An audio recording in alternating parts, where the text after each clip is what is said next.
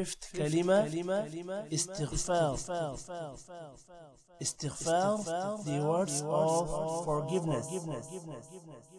أستغفر الله ربي من كل ذنب أذنبته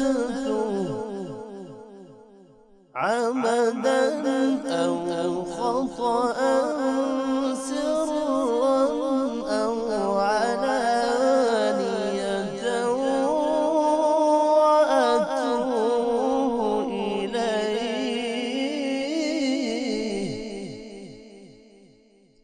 من الذنب الذي أعلم ومن الذنب الذي لا أعلم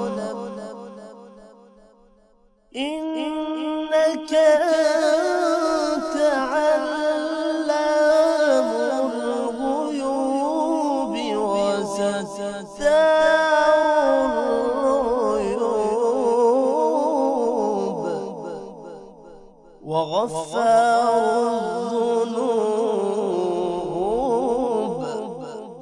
ولا حول ولا قوة إلا بالله العلي العظيم.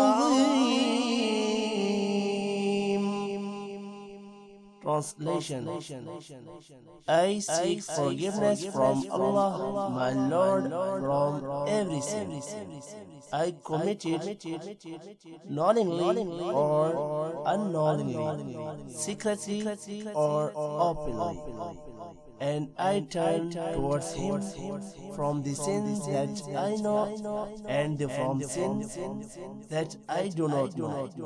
Certainly you, O Allah, you are the knower of the hidden things and the concealer of the mistakes and the forgiver of the sins.